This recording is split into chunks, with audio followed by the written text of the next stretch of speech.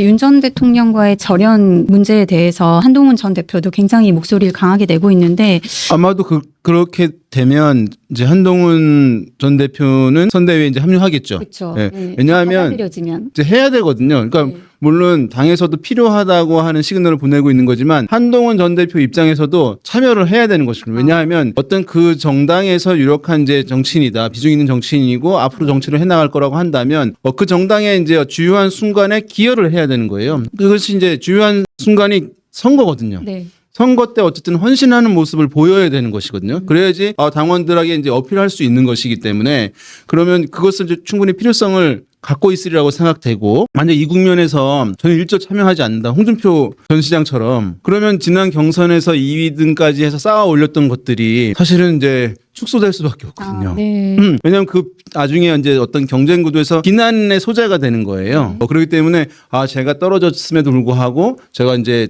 당의 승리를 위해서 헌신을 다했다, 최선을 다했다라고 이제 얘기를 할 수 있는 것이니까 그래서 그 기회를 아무튼 이제 보고 그게 되면은 어떤 모양새일지 모르겠습니다만은 이제 합류를 하게 되지 않을까 거의 뭐 확실하지 않을까 생각합니다. 한동훈 전 대표가 요구한 게 이제 세 가지로 요약이 되는데 계엄과 탄핵에 대한 입장 정리 그리고 후보 교체 논란에 대한 사과 또 이제 윤 전 대통령과의 절연 이게 다 받아들여질까요? 근데 일단 뭐 계엄에 대해서는 김문수 후보도 사과를 했잖아요. 그거 가지고 이제 김문수 후보 캠프 측에서는 계엄 이후에 또는 뭐 탄핵 과정에서 고통받았던 사람들에 대한 이들에 대한 사과다라는 얘기를 하는데 이 부분은 나는 사과의 의미도 전달될 거라고 봐요. 두 번째는 이제 이 후보 교체에 대한 부분인데 이건 이제 권성동 원내대표가 해야 되는 부분이겠죠.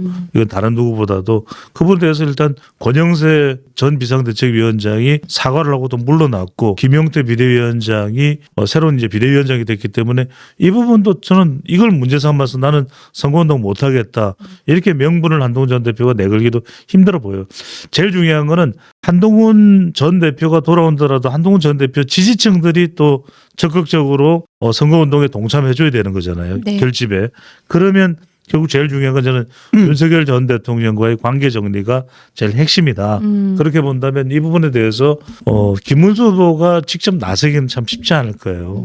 그렇다면 그 역할을 김용태 비대위원장을 통해서 이루어지게 되는 것이고 그것이 이제 자전 탈당의 형태라면 방금 전에 이제 우리 윤희용 대표도 이야기했듯이 한동훈 전 대표도 이런 이유를 이유로 삼아서 본인이 얼마 남지도 않은 선거운동에 대선에 아무런 역할도 못한다. 그럼 이것도 나중에 배신자 프레임, 배신자 소리를 들을 부분이기 때문에 네. 저는 윤 전 대통령의 자진 탈당 같은 조치가 있다면 네. 저는 한동훈 전 대표가 참여할 가능성이 상당히 높을 것으로 보입니다. 이제 캠페인 들어와 참여를 선대에 참여해가지고 이제 선거운동을 하게 될 가능성이 이제 높은데요. 그럼 이제 예상되는 장면이 하나 있는데 뭐냐 하면 약간의 이제 문제적 소지로 이제 될 수 있는 부분이 있는데 한동훈 전 대표가 상당히 주목을 받을 것 같아요. 선거 캠페인 과정에. 네. 그래서 김문수 후보보다 더 주목을 받는다 뭐 이렇게 모르겠지만 버금갈 정도의 조명을 받을 가능성이 있거든요.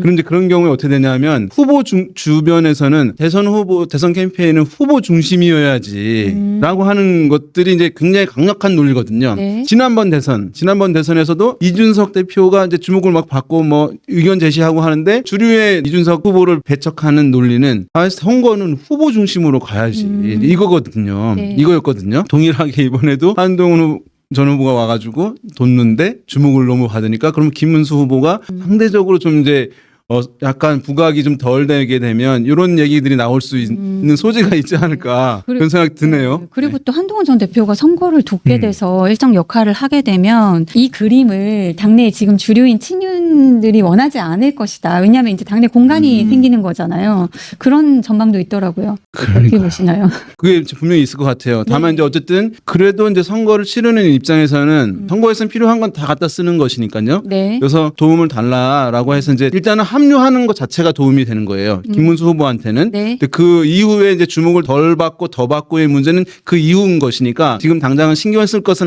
아니어서 참여는 일단 강력하게 요청을 할 거라고 이제 보여지긴 하거든요. 그러면 이제 당내 통합 같은 모양새도 후보가 어필할 수 있고 윤석열 대통령에 대해서 이제 입장 정리도 어느 정도 좀 개방적으로 된 것으로 인식될 수 있는 것이거든요. 그래서 그 논란은 이제 이후에 좀 있을 수는 있을 것 같긴 한데 그건 또 다음 얘기니까. 네. 그때 가보면 될 것 저도 같습니다. 여기에 대해서 이런 설명 좀 하고 싶은 게 네. 아니, 대선 때는 힘을 합하는 게 당연하죠. 여기서 그 사람이 뭐 빛이 나고 안 나고 그걸 따질 땐가요. 그리고 두 번째로는 한동훈 전 대표도 자기가 이 대선에서 어떤 역할을 해야 된다는 걸 모를 사람도 아니에요. 그걸 모를 사람 같으면은 지금도 그렇고 이전도 그렇고 앞으로도 그렇고 보수를 대표해서 대통령 선거에도 출마 의사가 있고 그런 미래 이 세력으로서의 정치인이 될 자질이 없는 거죠. 저는 세 번째는 중요한 게 결국은 그 투표하는 사람이 투표용지에 한동훈 이름이 있는 게 아니잖아요. 네. 김문수라는 이름을 그 칸에 이제 투표를 하는 것이고 또 한동훈 전 대표에게는 역할이 주어지겠죠. 그걸 이제 윤한 갈등 때문에 한동훈 전 대표를 배제하겠다. 국민의힘은 이번 대선이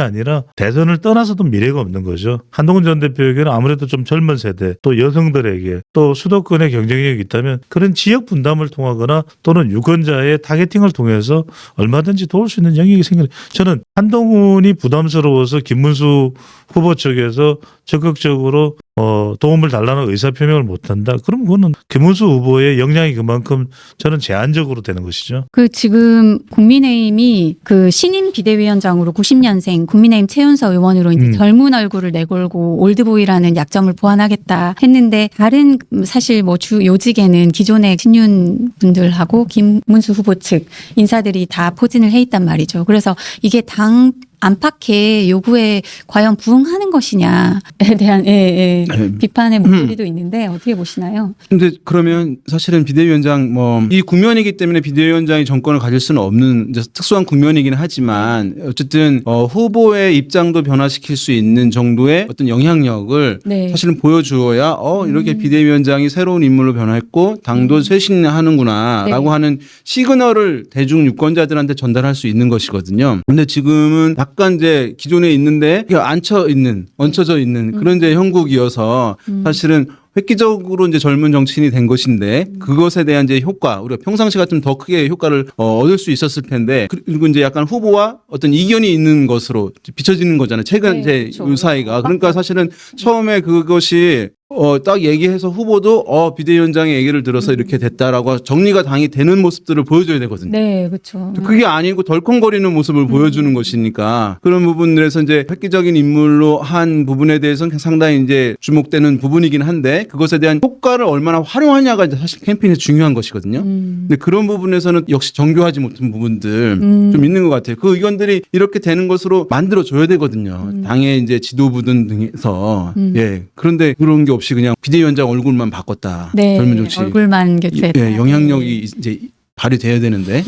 근데 아직까지는 우리가 어떤 용태 효과가 있는지는 모르겠어요. 네, 이제 김용태 그렇죠. 카드를 내일도, 꺼내든 네. 것은 이제 90년생 김용태인데 상당히 파격적이에요. 51년생 김문수, 90년생 김용태. 근데 이제 다른 진영까지 파격적으로 하기에는 지금 이번 대선이 기간이 워낙 짧고 그리고 모든 것을 완벽하게 가까울 정도로 꾸린다는 거는 매우 어려울 거예요. 그래서 히든 카드로 김용태 카드를 빼내든 거 아니에요. 그러면은 저는 김문수 후보가 김용태의 이 젊은 생각, 파격적인 생각을 10분, 100분 활용해야 돼요. 그러니까 자신의 생각 속에 가두지 말고 말 그대로 윤석열 전 대통령의 관계 정리, 탄핵의 강을 걷는다든지 이런 부분에 전적으로 권한도 주고 정강훈 목사와 자유통일당과의 관계에 대한 의심을 사는 부분이 있으면 이걸 김용태 비대위원장이 끊어줄 수 있도록 좀 선제적인 조치의 역할을 맡기고 본인도 거기에 동참을 하고 특히 2030 세대들을 흡수하는 데 있어서 김용태 비대위원장의 역할이 분명히 있을 거 아니겠어요. 네. 또 이준석 쪽으로 표가 넘어가는데도 차단할 수 있는 효과도 있고 네. 또 이준석 개혁신당 후보와의 단일화 논의를 할 때도 역할을 할 가능성이 있어요. 네. 물론 뭐 아니다라고 얘기하는 사람도 있습니다만 저는 좀 더 김문수 후보가 이 카드를 잘 활용하는 방법은 김용태의 파격성을 오히려 정말 용태라는 얘기가 나올 줄 대선 후보가 김용태 아니야 할 정도로 파격적으로 힘을 실어줘야 돼요. 당신이 하고 싶은 거 다 해봐라. 네. 이 대선을 위해서 그렇게 힘을 실어줘야 저는 다른 사람들은 밋밋하잖아요. 네. 별로 바뀐 것도 없고 그리고 또 하나는 90년생 김용태 카드를 꺼내들어서 저는 82년생 김지영 카드도 빼내들어야 된다. 여성표를 많이 가져와야 김문수 후보에게도 희망이 있어요. 그러니까 90년생 김용태 카드의 버금가는 제가 상징적인 의미를 말씀드리는 겁니다. 영화로도 됐죠.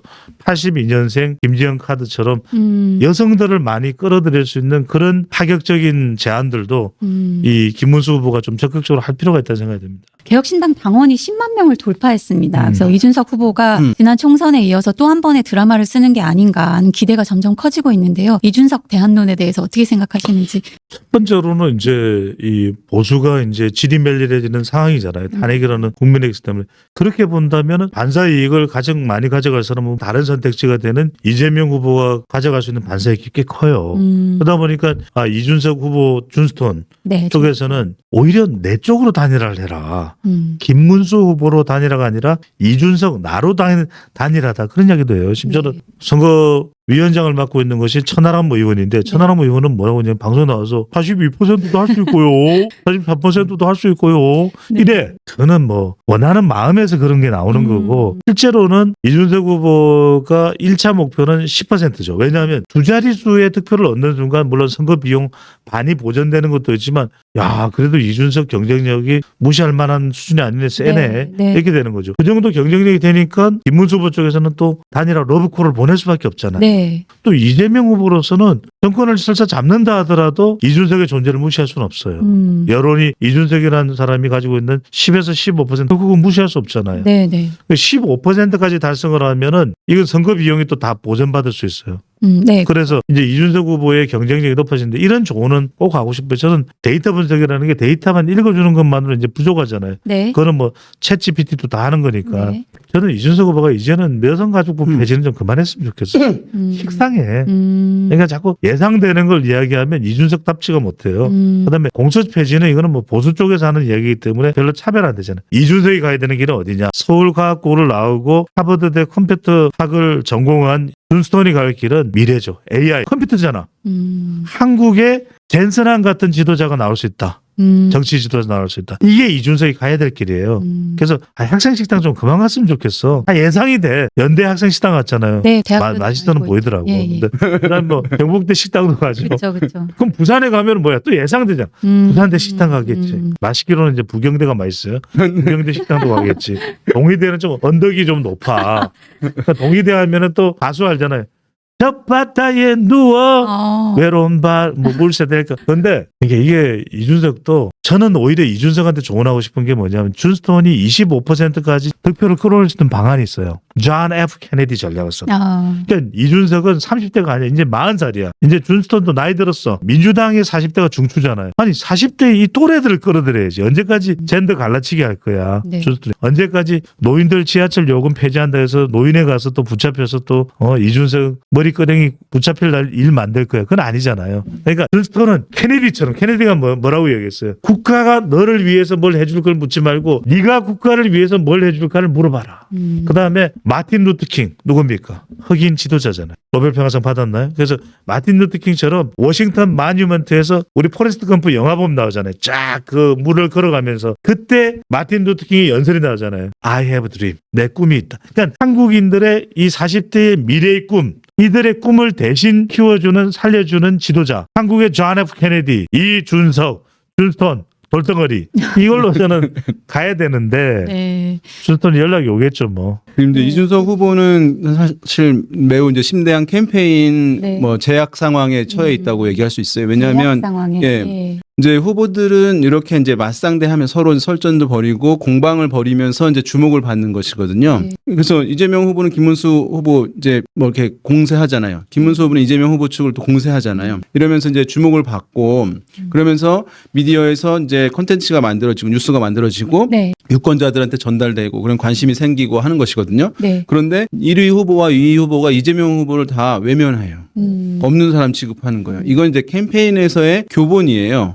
이제 왜냐하면 전선을 여러 개 나누면 힘들어지는 것이니까 네. 한 명만 대상으로 주로 이제 하는 것이거든요. 네. 그래서 만약에 물론 김문수 후보가 지지율이 쭉쭉 치고 올라온다. 네. 그러면 이재명 후보 측은 이준석 후보에 대해 상당히 이제 공세도 하고 관심도 네. 보이겠죠. 네. 조절하려고. 그런데 김문수 후보의 지지율이 정체가 되잖아요. 네. 그러니까 김문수 후보만 공세하면 되고 괜히 이준석 후보를 공격하거나 관심을 보이거나 해서 이준석 후보의 지지율이 추가적으로 상승해서 이 국면을 주도해 나갈 상황을 만들 필요가 없는 것이거든요. 아예 빌미를 안 네, 그래서 이제 홀로 외롭게 이제 캠페인을 이제 하고 있는 것인데 이러면 이제 주목을 정말 받기가 어려운 부분이에요. 본인은 이제 상당히 열심히 하겠지만 뉴스를 잘 보시면 이재명, 김문수를 하고 그다음에 약식으로 이제 보이는 것이잖아요.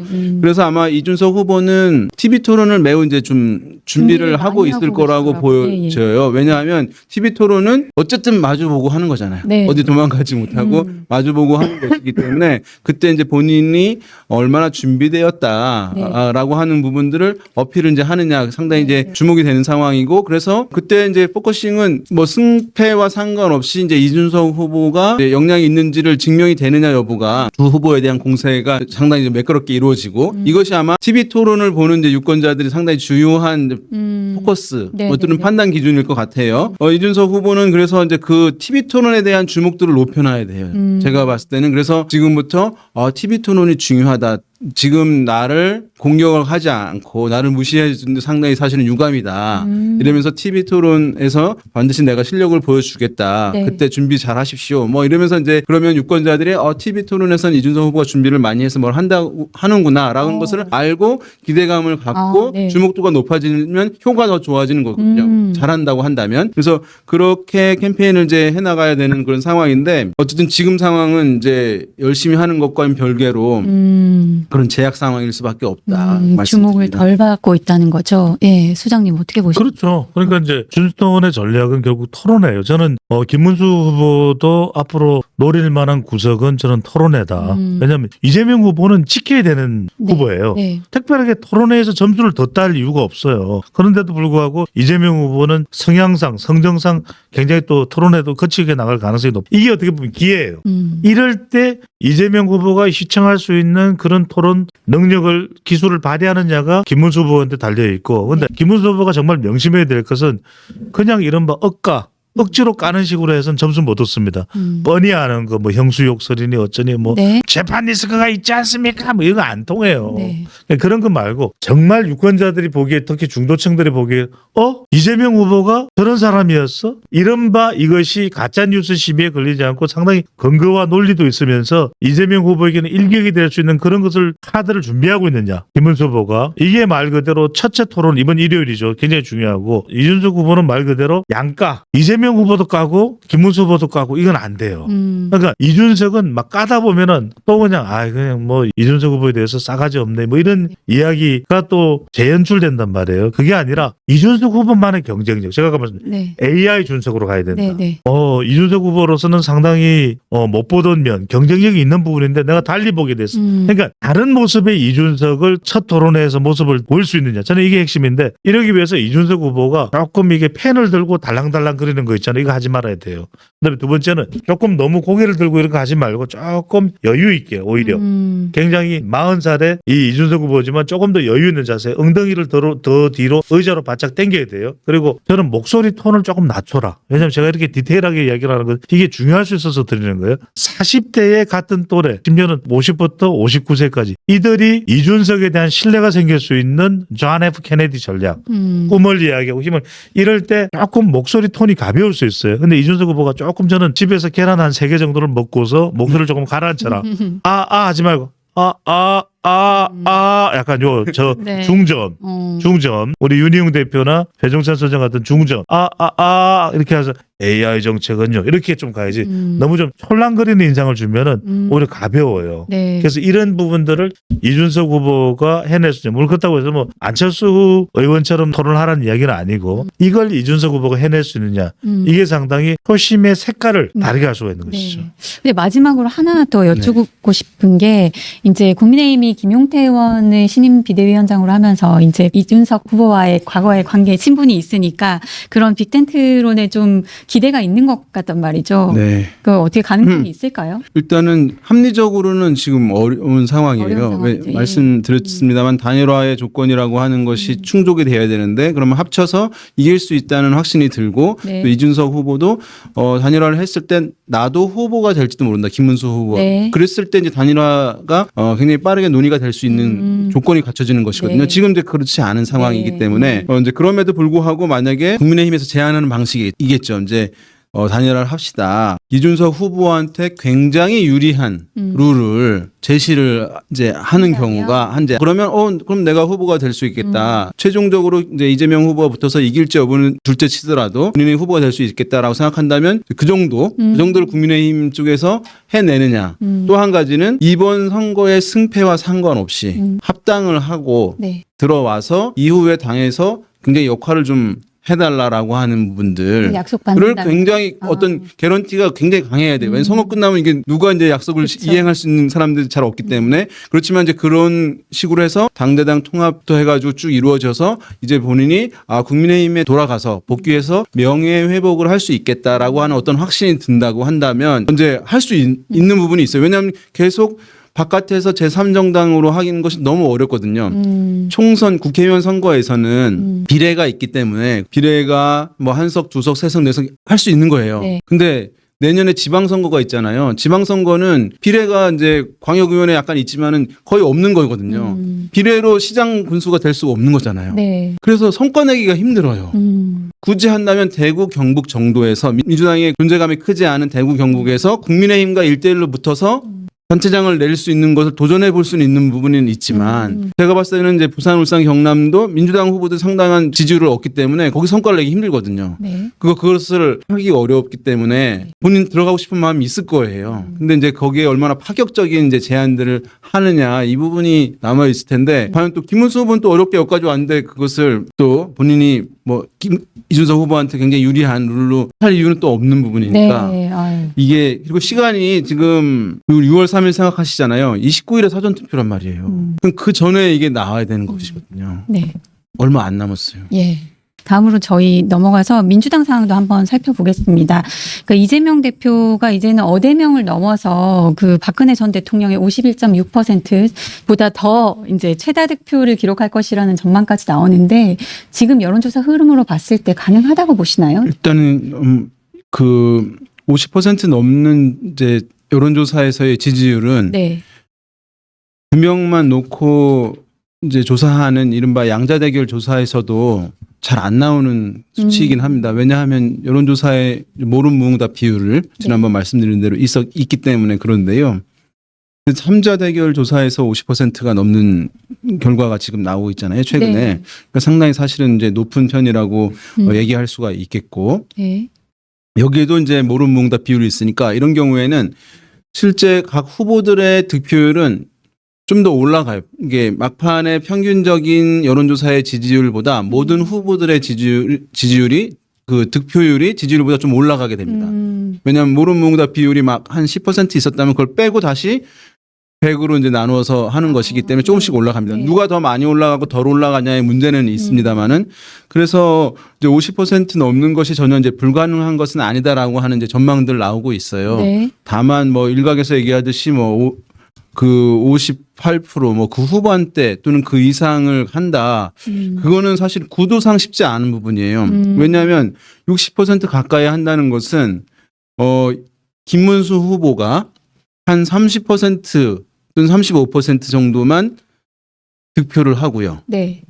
이준석 후보는 이제 한 15% 네. 정도만 득표를 한다는 것을 의미하는 것이거든요. 네. 그래야지 100%가 되는 거잖아요. 그렇죠. 예. 네. 그러니까 그런데 김문수 후보가 과연 이제 그 정도에 그칠 것인가 또 다른 이제 군수 후보들도 있는 것이 네. 있는데 그래서 그 60이 넘어간까지 간다는 것은 이 구조상 사실은 쉽지는 않은 부분인데 근데 50%는 넘을 가능성도 지금 수치로는 네. 사실은 예측을 할 수 있는 부분이긴 한데 다만 이제 이 부분은 어떤 개인에 대해서 선택하고 하는 부분들이 있지만 선거에서 선택지를 사람들이 응답자들이 얘기하는 것은 그 선택지들의 배치가 그러니까 국민의힘 후보가 캠페인을 어떻게 하고 그러면 가능성을 얼마나 보이느냐에 따라서 달라지는 것이거든요. 그러니까 절대적인 것들이 아니고 배치되어 있는 선택지들에 대해서 상대적인 이제 선택을 하는 것이기 때문에 이후 캠페인 과정에서 만약에 뭐 김문수 후보가 윤 대통령에 대한 이제 입장 정리 좀 분명하게 좀 더 한다고 하면은 지지가 좀 올라가게 되면 어떤 이제 의견을 갖고 있지 않았던 또는 지지 표출을 하지 않았던 사람들 같은 경우는 좀 가능성이 있네라고 하면 더 지지를 표출할 수 있는 것이거든요. 네. 그러면 이제 반대쪽에 있는 후보의 추가 상승은 또 어렵게 하는 요인으로 작동을 하는 것이거든요. 왜냐하면 모든 후보들의 지지율이 다 100% 하에서 이제 연동되어 있는 것이기 네. 때문에 그래서 그것은 이재명 후보의 지지율 득표율이 더 올라가냐 이런 부분은 반대쪽에 있는 이준석, 김문수 후보의 어떤 캠페인 이제 역량 네. 거기에 따른 어떤 지지율의 추가적인 상승 여부 이런 것과 긴밀하게 영향을 받을 수밖에 없다 이렇게 말씀드리겠습니다. 네. 부장님 어떻게 보시나요? 저는 계속 이렇게 봐요. 뭐냐면 아까 제가 이제 설명상 수치인데 이번 대선은 55를 노리는 이재명. 그러니까 압승을 노리는 거예요. 55. 예. 2012년 대선에서 박근혜 후보가 얻어냈던 것이 51.6%. 87년 직선제 개헌 이후에 가반이 넘었던 당선자가 몇 명 있었는지 아세요? 몇 명? 한 사람이에요. 박근혜예요. 다 50%가 안 됐다니까요. 대통령에 당선돼도 50%를 넘은 사람이 박근혜밖에 없어요. 근데 그걸 뛰어넘는 걸 이재명 후보는 55를 노립니다. 근데 이제 김문수 후보의 현주소는 35라고 이야기를 해요. 이준석은 한 10% 된다는 이야기. 이 설명 수치 이게 100이 되는 겁니다. 근데 이제 이재명 후보는 어쨌거나 55가 최대치라고 본다면 네. 지금 조희재 대법원장을 압박한다든지 그러니까 계속해서 중도 보수를 표방하고 또 젊은 세대들을 향해서 또 광장에서 이른바 오히려 나는 통합의 정치를 하겠다라고 강조하는 것이 이재명 후보의 이른바 확장 전략이에요. 네. 확장 전략. 그러니까 민주당에만 국한되는 것은 아니죠. 하지만 이제 민주당은 지금 선거운동이 당 차원에서는 그렇지가 않아요. 그러니까 결국 중도층이 움직이냐 안 움직이냐는 것은 민주당의 패착으로부터 가져올 수 있는 반사이익도 있겠지만 이 지금 55대 35라는 거는 차이가 크잖아요. 네. 김문수 후보도 중도층을 뚫고 나갈 수 있는 그런 전략이 구사가 돼야 돼요. 그러면 자 박나영 앵커한테 물어볼게요. 중도층 그러면 어떤 사람들이 중도층입니까?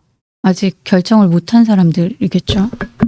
그런데 뭐예요? 지금 중도층이 누군지는 몰라요.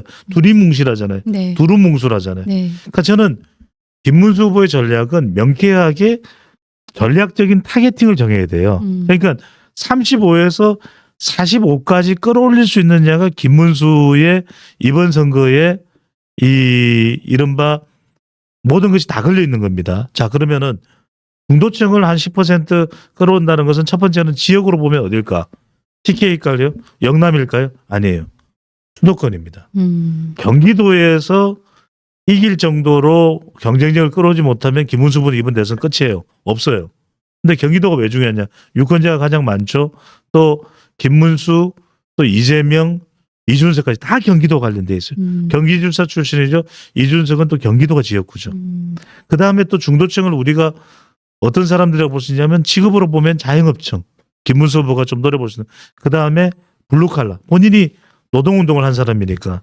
그러면은 또 하나가 저는 이제 연령대가 높은 여성들은 대체로 보수 성향이 강한데 40대 여성들은 그렇지가 않아요. 민주당 성향이 강해요. 그러면 이들을 적어도 남성들은 쉽지가 않습니다. 하지만 여성들은 또 경우에 따라서는 바뀔 수도 있는 것이거든요. 그러면 이른바 일하는 엄마, 월킹맘이 40대라면 이들에 대해서 경단녀라든지 또 출산이라든지 육아라든지 이런 좀 파격적인 걸 통해서 김문수 후보 쪽으로 올 수 있는 거. 개헌도 마찬가지예요. 지금 이재명 후보는 개헌 찬성파라고 보기는 힘들잖아요. 네. 찬성 쪽으로 보기는 힘들죠. 그렇다면 임기 단축 개헌을 이야기했던 한덕수 전 총리도 있으니까 이걸 적극적으로 받아들이면서 이 김문수 후보는 차별하는 중도층을 야 개헌이 중요하다. 대선보다도 더 중요할 수 있다. 이걸 통해서 뭐 2%라도 5%라도 가져올 수 있는 전략이 필요한 거죠. 네. 김문수 우선, 후보의 전략이 필요한데 네. 일단 지금 이재명 그렇죠. 후보가 얘기하고 있으니까 예. 조사 이제 요 그래프 한번 띄워주시면은 네.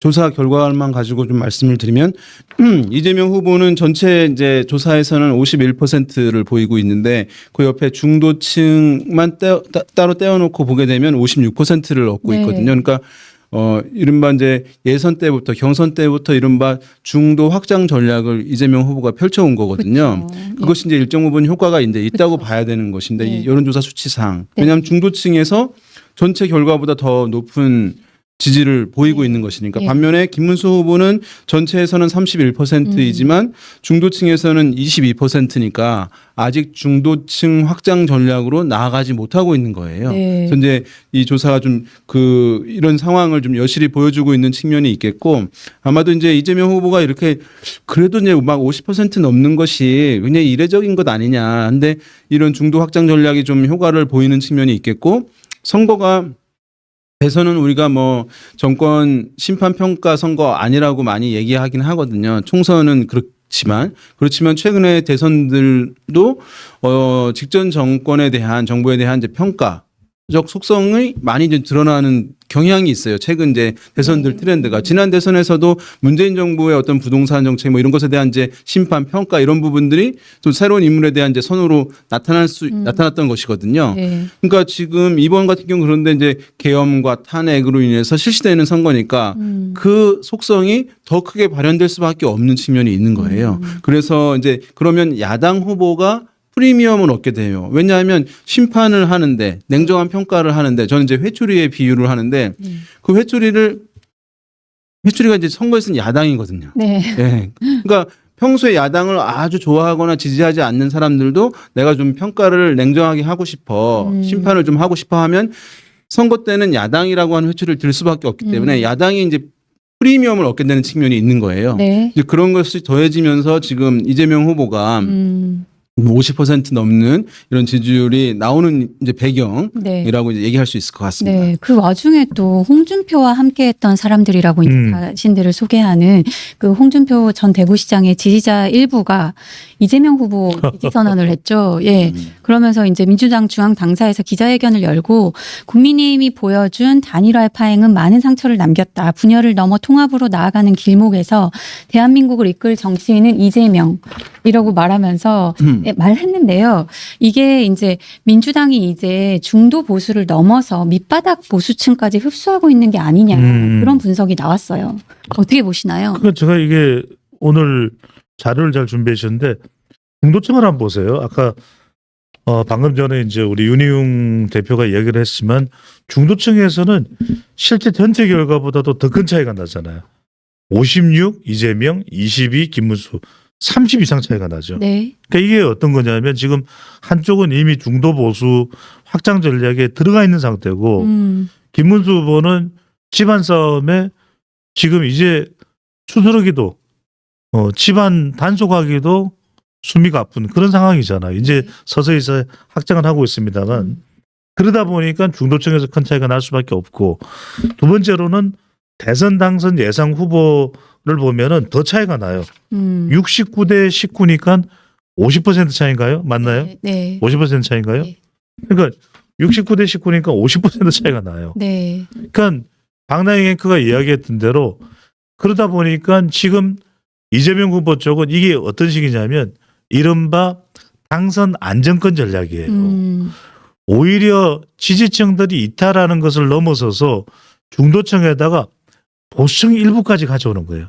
이러면은 이른바 통합 대통령이 돼서 더 압승을 거둘 수가 있고 정권이 시작될 때도 더 추가 동력이 발휘될 수가 있겠죠. 그러니까 윤여준, 권오을에다가 그다음에 지금 이병태 카이스트 교수, 네. 홍준표 캠프에 참여를 했던 사람이 민주당 쪽에 이 참여 의사가 있다가 이 부분은 좀 보류가 된 것 같아요. 그런데 네. 지금 홍준표 캠프 쪽의 사람들이 온다는 이야기는 뭡니까? 홍준표 지지층들이 와야 되는 거예요. 그러면은 이재명 후보는 더 당선 가능성을 높일 수가 있거든요. 그럼 지금 김문수 후보가 중요한 게 바로 이런 부분이에요. 여기서 한한홍 지금 홍준표 쪽도 흔들리고 있잖아요. 그런데 한덕수나 한동훈 쪽을 빨리 단속을 못하면 이 부분도 더 흔들릴 수가 있어요. 물론 이재명 후보 쪽으로는 가지 않는다 하더라도 이들은 그래도 흔들릴 수가 있겠죠. 또 하나가 뭐냐면 김문수 후보가 윤석열 전 대통령과 관계를 정리하는 부분. 이건 본인이 못하면 김용태가 해야 된다는 얘기겠죠. 또 하나가 이제 정강훈 목사와 관련해서 계속 시비가 걸리잖아요. 그죠? 이 부분도 명쾌하게 선을 그을 필요가 있어요. 세 번째가 중요해요. 자, 이재명 후보 쪽은 이른바 보수 쪽에서 내 사람이라고 한 사람들까지 끌어들이잖아요. 그러면 김문수 후보도 좀 파격적인 인물과의 접촉을 통한 흡수와 연대가 필요한 거예요. 가령 이걸 이제 방송을 듣는 분들은 예, 그게 가능해? 지금 집안 싸움으로 한덕수, 한동훈하고도 지금 사이가 어떤지 모르는데 파격적으로 저는 뭐 10고 초례가 아니라 20고 초를 하더라도 유승민 전 의원 같은 사람 또는 이 사람은 굉장히 보수라고 보기 어려운데 그러면서도 좀 일반 대중들에게는 굉장히 영향력이 있을 만한 인물들이 있잖아요. 그런 사람들을 뭐 짧은 기간이기 때문에 쉽지는 않을 수 있습니다. 근데 이제 전력 투구를 하는 게 총력을 기울이는 게 대선이기 때문에 저는 김문수 후보가 그런 부분도 필요하다. 안 그러면요. 실제 표 차이는 얼마 안 난다라도 당선 예상 후보가 이렇게 50%까지 차이가 나면 조금만 더 하면 더 대등하게 경쟁을 벌일 수도 있는데 보수층에서 맥이 풀리는 거예요. 50%나 당선 예상 후보 차이가 탁 풀리면 투표소를 못 가요. 그걸 방지하기 위해서라도 지금 굉장히 유력하고 유권자에게 영향을 줄 수 있을 만한 그런 인물들을 빨리 좀 접촉을 해서 그 연대를 하는 그런 전략도 그걸 김문수 후보가 못하면 국민의힘에 있는 지금 의원들이 그 역할을 해줘야 되죠. 네. 그 지금 남은 대선 기간 동안 이재명 후보를 위협할 만한 변수가 별로 보여지지 않는데 이제 파기환송 시민도 이제 대선 이후로 이제 연기가 되면서 사법 리스크도 어느 정도 해결이 됐고 근데 지금 파기환송 이후로 보여지는 그 민주당의 행태 사법부에 대한 공격이 자충수가 될 수 있다는 해석도 나오거든요. 그거는 어떻게 보시나요? 이제 사실은 국민의힘 또는 보수 진영에서 공세할 수 있는 것이 저런 거겠죠. 이제 그 사법 리스크가 일단은 일단락이 된 것이니까 그것을 계속 가져갈 수는 없는데 지금 이재명 후보가 당선이 될 경우에는 대통령이 되고 또 민주당이 의회를 이제 지배하고 있는 그런 상황이니까 네. 여기에 이제 사법부도 이제 영향을 좀 받을 수 있다라고 하면 그런 이제 독주하는 권력에 대한 사람들은 이제 견제 심리가 있는 것이니까 그 부분을 아마 집중 포커싱해서 이제 그 견제 심리를 좀 자극하고 유권자들의 그럼으로써 이제 보수층들을 결집을 좀 더 도모하고 네. 이런 전략을 할 거라고 다 예상을 하고 있습니다. 사실 근데 그것도 사실 지금 못 하고 있는 거예요. 기본적으로 그러면 이제 어느 정도 그것이 이제 효과를 발휘할 가능성은 있거든요.